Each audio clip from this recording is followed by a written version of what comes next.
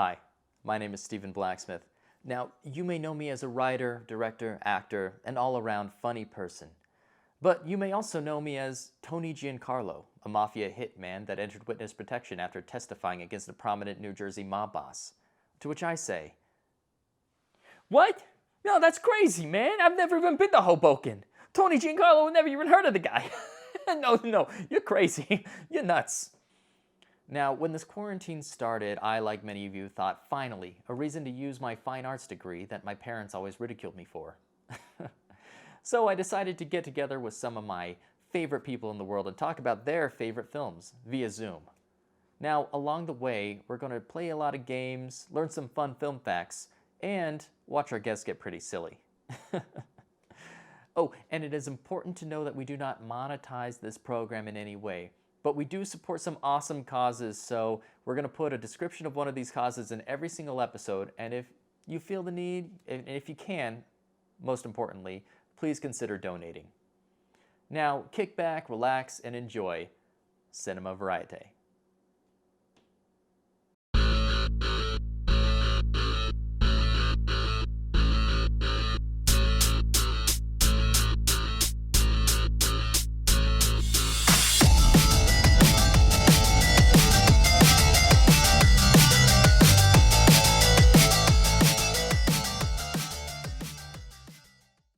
Cloud Atlas. Thank you for joining me, Matt.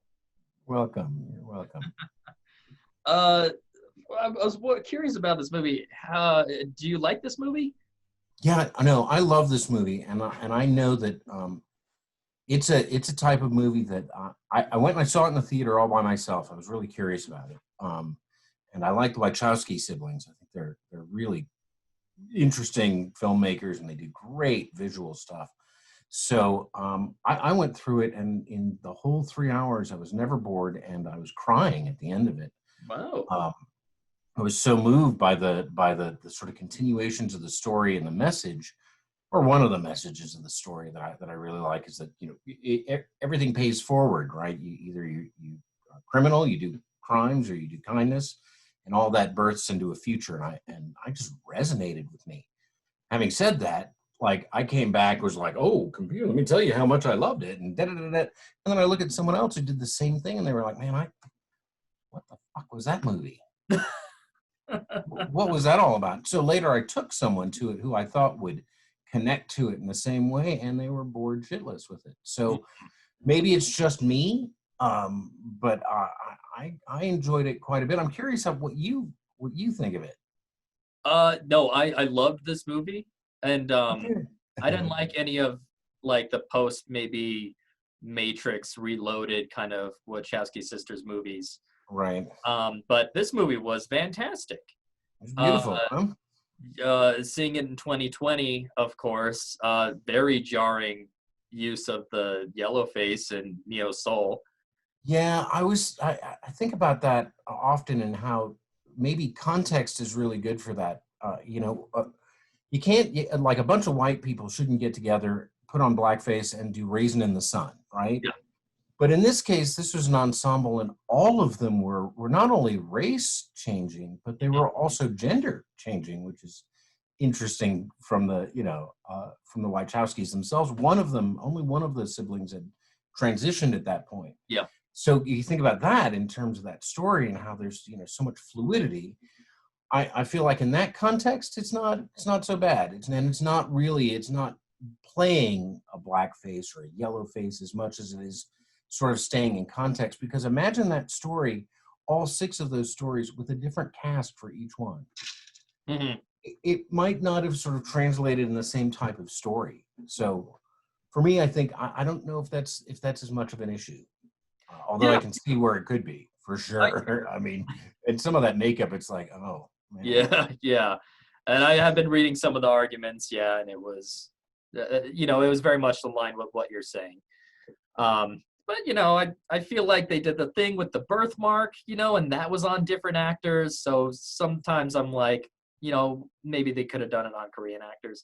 Right. And I thought that was confusing too. It's just like, are we watching sort of one person transition, reincarnate, however they were sort of doing that? Or was, in other words, were all the actors playing themselves reincarnated? Or was whoever had the birthmark, was that the same person birthing, sort of birthing all the way through? Yeah, Um, exactly. Yeah, who knows? I Who don't know. knows? Anyway, But we tackled a lot of this story already, but I was wondering how much you really know the movie. And if you want to play a little game with us to catch the audience up, maybe they haven't seen the movie. okay, sure.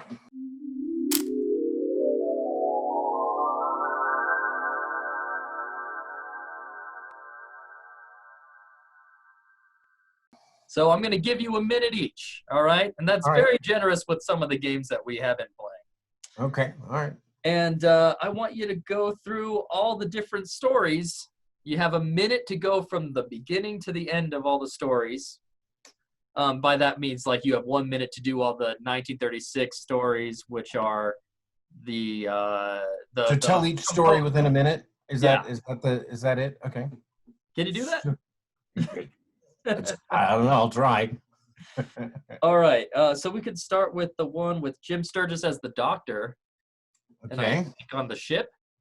On the ship. Was he a Okay. doctor? So No, he was a lawyer or something.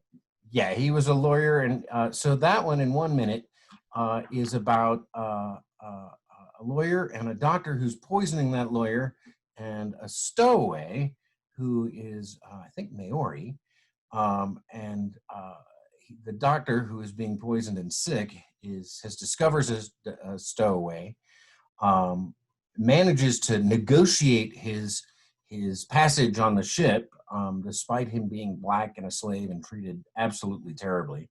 They become friends in an unlikely way. He saves his life from the evil doctor played by Tom Hanks, and I think his name is Dr. Goose, because that's just a weird name. And they kill Dr. Goose. He comes back a changed man and goes from a potential slave owner to an abolitionist. Wow. Yeah. You did that in 45 seconds. Hey, look at that. I'm so happy with myself. Well, you're probably going to regret that because I just kicked it off to 45 seconds. Now Oh, that so I now know we you got it. can do Okay. it, All right. you have So 45 seconds for the next one, which is the story of it's 1936. It's The Composer. oh, the composer played by Ben Winshaw, who plays Paddington, by the way. Yeah. That was the one that story moved me the most, and it's about two lovers. It's actually sort of by the perspective of one of the lovers, and then it's really Ben Winshaw's story where he meets a composer. He is also a composer and a music writer, and they create some music together. There's a scandal, and he decides that he's just had enough of life and commits suicide right before his lover, who we see in another stories coming up, gets to see him for one last time. Oh man, I maybe you're not catching on to how this game works, but I think Am I supposed to screw it up? no, you are doing too well. Okay. And you know what? I wonder, we're going to kick it down to 30 seconds because Oh man. you just did that in 32. Okay. So, next you are in 1973, Halle Berry. Halle Berry is a journalist who is covering the opening of a nuclear plant, and meets a physicist who is played by the same actor who is the same character, who is the Ben Winshaw, lover of the Ben Winshaw character, and gives her parts of a story to let her know that there's something wrong with the plant, and that she needs to expose a bunch of terrible, terrible people. How was that? That was good, and you know what? You did it in 20 seconds. Okay. All right. I'm going to guess you're down to 20 seconds now. Oh, and this is my favorite story. Which one are you on? It says 2012. Tim. It's the Cavendish story. Yeah, the Cavendish publisher. story. All right, ready? Go. Publisher gets really good luck on a book, makes a lot of money, gets blackmailed by the author's brothers, then goes to his own brother to get help and is checked into an old folks home where he can't get out, makes a bunch of friends, changes his perspective on life, breaks out of the prison, well, not a prison, old folks home, and then writes the story. Oh, that's time. I'm sorry. Oh, but you got it. You got it out there. Yeah. Oh man, you got two more. Oh, there's more. There's 6 Yeah. stories, right? Okay, what's the next one? Oh, yeah. Yeah, the Sonmi one. Sonmi, that is a. Do I have 20? I get 20 for that, right? I'm gonna give you 20 for that. Okay. Seoul, Korea. It's the future. A replicant, a clone-like citizen is going through life, not seeing much in life, is freed, discovers that there's much more to life than being a clone, who's also later Soylent Green, and creates a future And religion. that's time. Okay, I almost got it. You almost got it. You almost got there. I think the last one is actually probably the easiest. All right. So I'm gonna give you 15 seconds. Takes place in Hawaii. It's the future. We finally meet the evil Dr. Goose, but his final form, who is also a scared, weak man who finds his courage and moves to another planet. Hey, that's pretty good. You did it right Halle on Berry. 15. Yeah, with Halle Berry. She's there too. Prescient. Yeah. That's a fun game. Right? Yeah, you did very well on that game. Thank you. Yeah. What's the prize? Is there money? There's cash, right? I can't, because then you'd get in trouble with SAG. You're a guest on a game on a talk show. All right. Sorry. All right. That's what you get for being a good actor. Yes, that's fine. All right.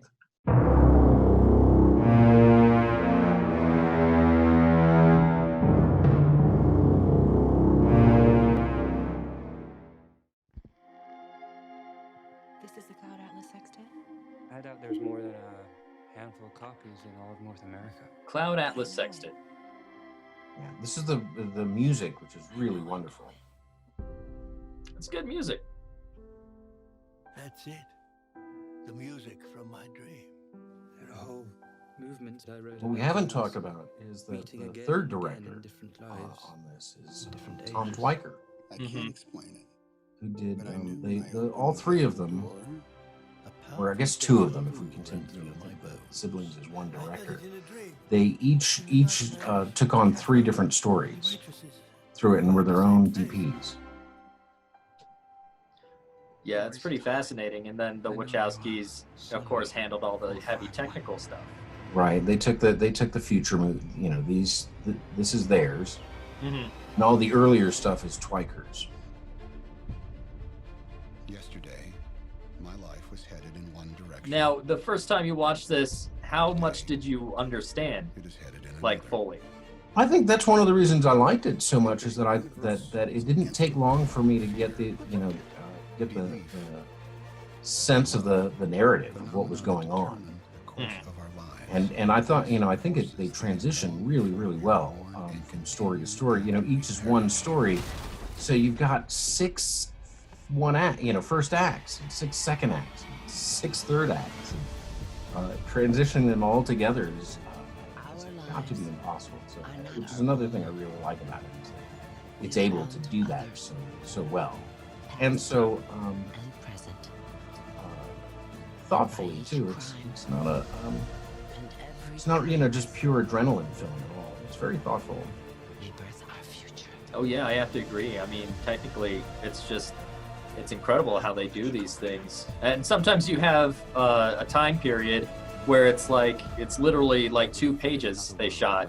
And then you go to another time period and they do another 3 minutes, and then back and forth. It's not like we're spending 15, 20 minutes in here every single time we cut from story to story, which is pretty amazing.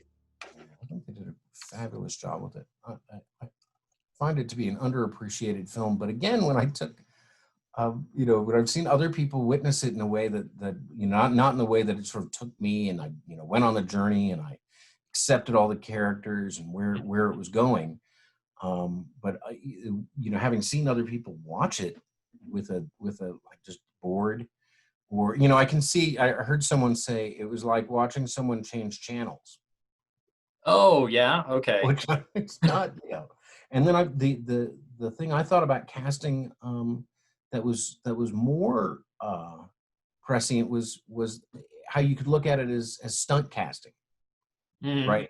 It's just sort of, everyone's just kind of playing. It's just, fooling around. But I think they all took it seriously. And as an actor, man, I'd love to have done something like that where they call you up and they're like, hey, so today we're going to make you a woman and you're going to wear for something. And you're just going to do it for a minute. It's like doing ensemble theater or being in rep, where it's like, in this show, you just play a tree, man. You're just a guard. But in this one, you're the bishop, or you've got a lead or something like that. Oh, yeah. That I think was wonderful watching it. Did you watch the credit sequence where they illustrate all the characters that each actor played? Oh, no, I didn't. No. Yeah, it's right after the initial. They're like, it's over, and then they go into a sort of a nice title sequence that. Oh, well, you see. You're like, man, Susan Sarandon was two guys. What? Sarandon played Tom Hanks. It was crazy.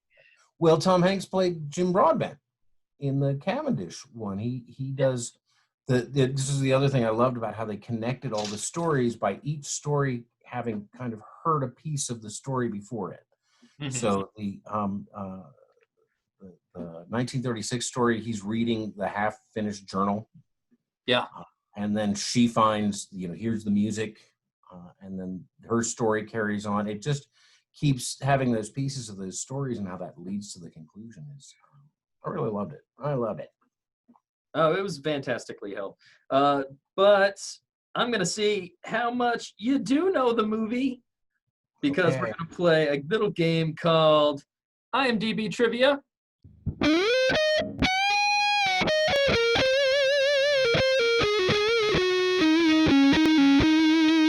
So we just took some IMDb Trivia random things and made them into true or false questions. Okay. So I'm just going to tell you, and then you just tell me if they're true or false or not. So, according to IMDb, approximately $20 million of the film's budget came from the Chinese government. False. False. You're right. But $20 million did come from the German government. That's true. Yeah. Yeah. Pretty awesome. Tom Twyker. Yeah, Twyker probably got government funds. Twyker. He's German. Yeah, makes sense. All right. I might. Oh, is that okay? Vivian with two Y's. Vivian Ayers' mansion in the 1936 plotline shows up again as Aurora House, where Timothy Cavendish becomes imprisoned in the 2012 plotline. True. That's true. Same locale. Same location. All right. Not too bad. Despite its critical success, the film was named Worst Movie of 2012 by Time Magazine. False. Oh, no, it's true. They hated it. They hated it. Wow. I'd love to hear some of the reasons why. I mean, when we're done with the game. Yeah, see some of those reviews. Now, the gloves, the black leather gloves worn by Hugo Weaving's Hitman character, are the same pair he wears as Red Skull in Captain America, the First Avenger. True? I'm sorry, that's false. Some of these customer. Some of these get really in-depth and weird. All right. The first Wachowski film to be credited to Lana Wachowski following her transition. That's true. That is true. Not too bad. And the last one, James Darcy is the only actor to play the same character, Rufus Sixsmith, in two different segments. Oh, that's true. There you go. That is true. And what a fantastic segment that is. Or segments. Yeah, not too bad. You got one wrong, I think. Right? I wasn't keeping track. And it doesn't matter. But you know what? We're going to go right into our next game.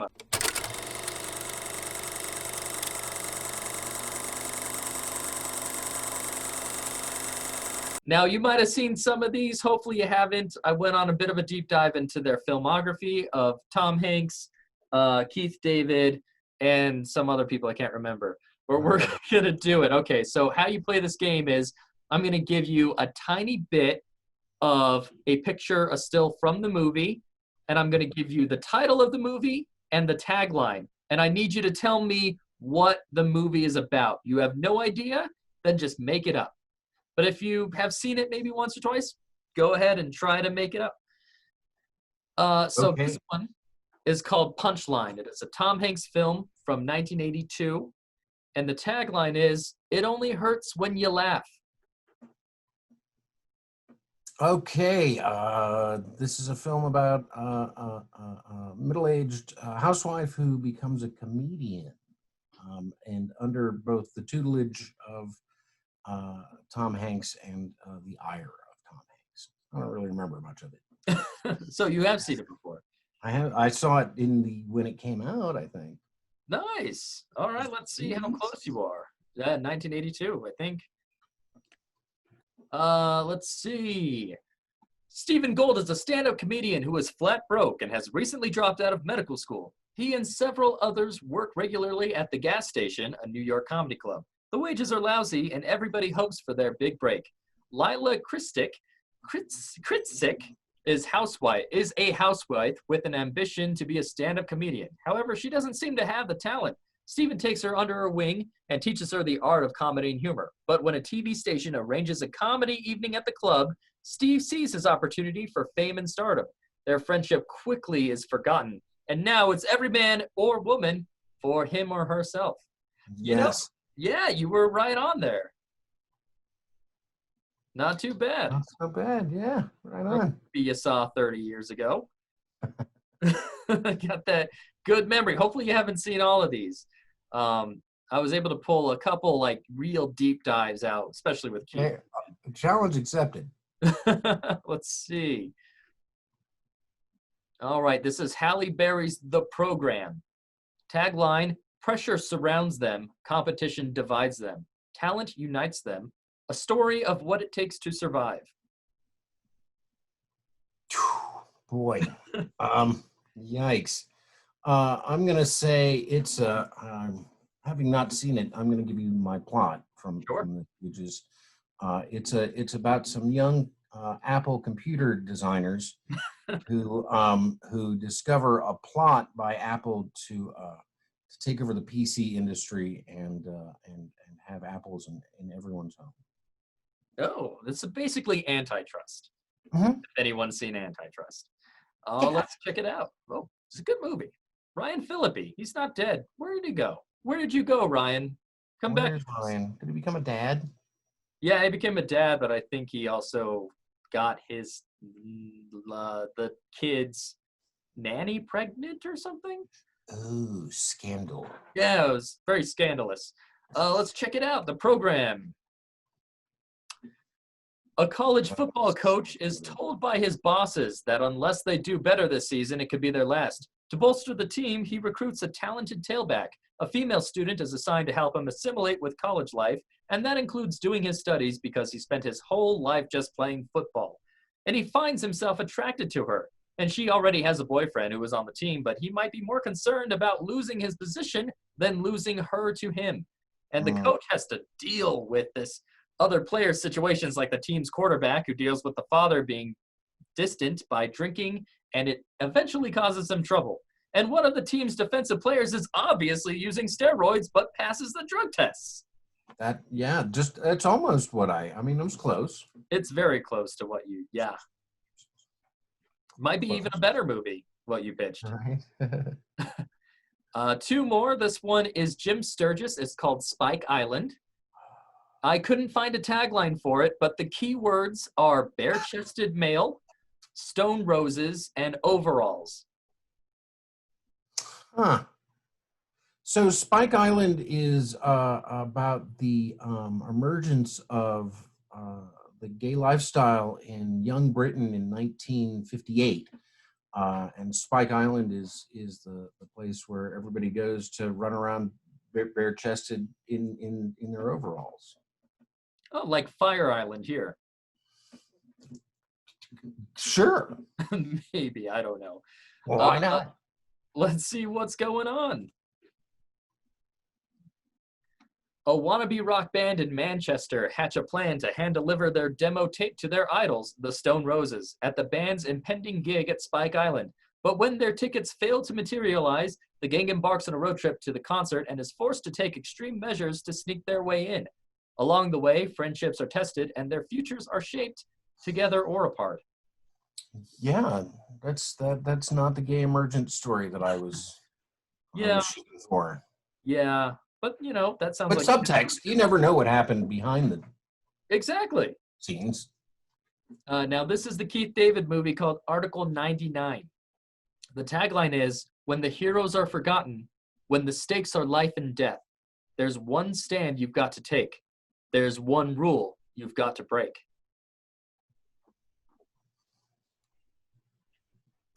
Yeah.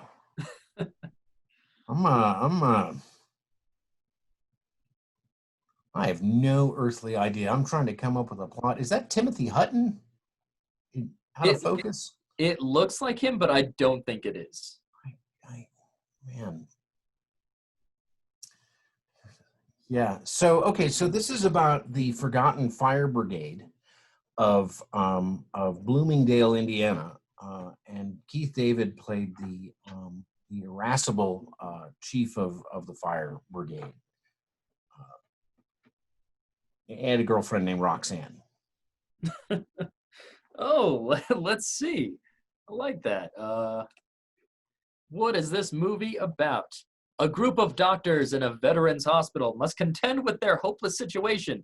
Too many patients and not enough beds. The main cause of their problems is bureaucratic belt-tightening by the hospital administrators. The doctors are determined to give the best service they can, even if it means defying the orders of management and performing unauthorized operations. Wow, Medicare for all. Right? I'd say that was pretty close, though. Right on it. Cloud Atlas, any parting words to someone going into it for their first time? Oh, I would just say put away your cell phone if you're watching it at home, and which you inevitably will be, and take the ride. It takes a little bit to get where the stories are going, but I think the tracks are all familiar. It's beautifully photographed. The music is really, really good. The incidental music behind and the theme that carries through the entire film, I think is really beautiful. And if you open up to it, then you might have a really nice experience from it. I was really moved. When we see the end of the Ben Winshaw character, whose name I can't remember, I was really moved and upset by that, because I'd become, Ben Winshaw is so good though, right? Watch something like Paddington, and as a fake bear, you're totally, in it. So I would watch it for that. Watch for really good actors taking some chances. Jim Broadbent is one of England's great actors. Tom Hanks gets to imitate him for just a second. And it's for those reasons, I think it's a good one. But it's almost 3 hours long, so settle in, put away the distractions, and just let it carry you. Fantastic. Thank you so much. Do you have anything you want to promote that's like ongoing? Not today. Just I hope you all are staying safe and wearing masks and doing right by each other. All right, great. Thanks, Matt, for joining us. Take care.